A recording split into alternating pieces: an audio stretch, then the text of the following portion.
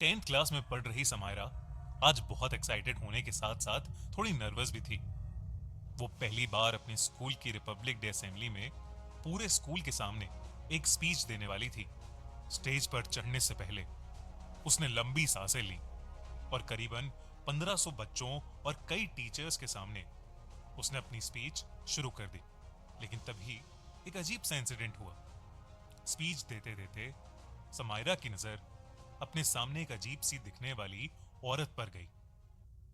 वो औरत purple colour का गाउन पहने सामने खड़े बच्चों के क्राउड में इधर से उधर घूम रही थी।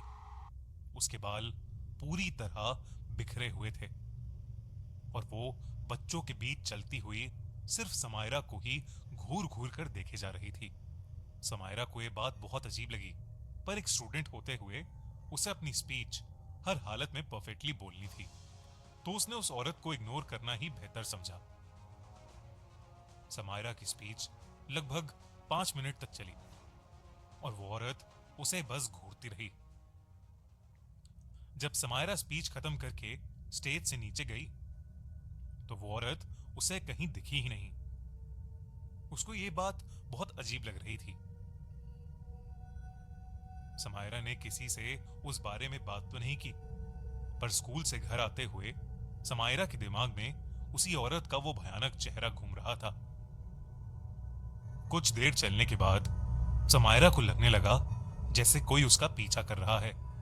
उसने कई बार मुड़कर पीछे देखा, पर उसे वहां कोई नहीं दिखा। समायरा को लगा कि शायद ये सब उसका वहम है, तो वो चिंता छोड़कर रोड क्रॉस करने लगी। पर जैसे ही समायरा रोड के बीच में पहुंची, किसी ने उसके बैग को पीछे से पकड़ लिया। समायरा बहुत डर गई। उसने पीछे मुड़कर देखा तो उसकी रूह कांप उठी।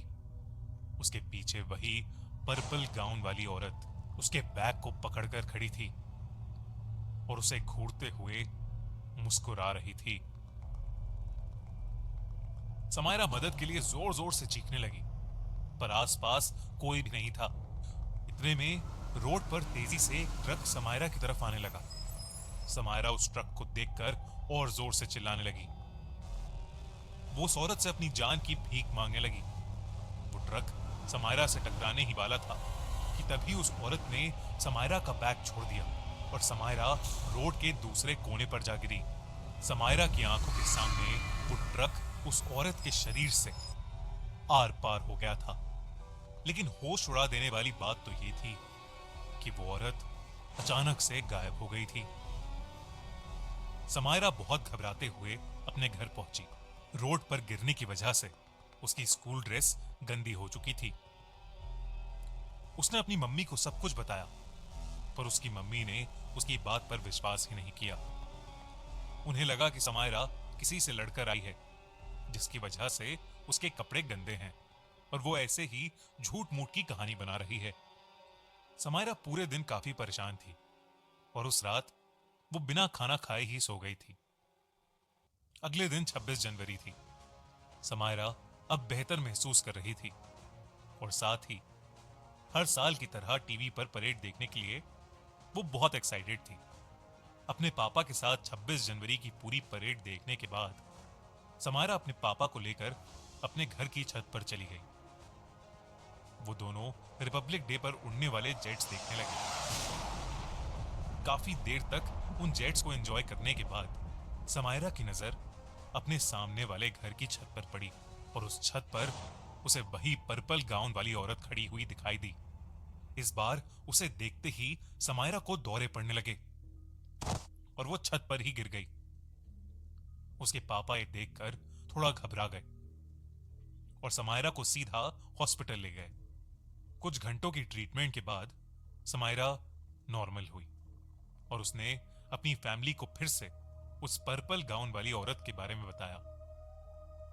उस औरत के बारे में दोबारा सुनकर अब समायरा की मॉम को समायरा की बात पर विश्वास होने लगा था और उन्हें लगने लगा था कि वो पर्पल गाउन वाली औरत शायद कोई बुरी आत्मा है जो समायरा के पीछे पड़ गई है।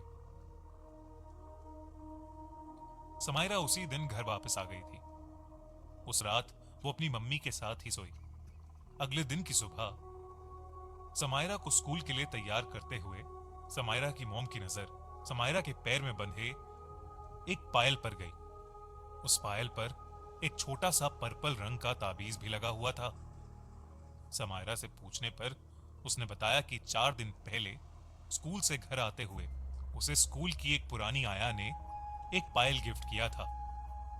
क्योंकि वो पायल समायरा को बहुत सुंदर लगा था, इसलिए उसने खुशी खुशी उसे पहन लिया था। समायरा की मम्मी को अब सब समझ आ गया था। उन्होंने तुरंत ही उस पायल को समायरा के पैर से उतारने की कोशिश की, लेकिन उसे हाथ लगाते ही उन्हें अपने बाईं ओर वही पर्पल गाउन वाली औरत दिखी। और इस बार वो औरत समायरा की मां को बेहद गुस्से से देख रही थी। उसकी भयानक शक्ल देखकर समायरा की मॉम ने जल्दी से उस पायल को उतारा और अपने घर की बालकनी से नीचे फेंक दिया। नीचे गिरकर उस पायल पर लगा वो ताबीज भी टूट गया और वो औरत उनके सामने ही जलने लगी। ये देखकर समायरा और समायरा की मां के होश उड़ गए थे। इसके बाद समायरा की मां उसे लेकर स्कूल चली गई ताकि वो स्कूल की उस आया से मिल सके जिसने समायरा को वो पायल दी थी। जब वो स्कूल पहुंचे तो पता चला कि उस आया को मरे हुए 30 साल से ऊपर हो चुके हैं।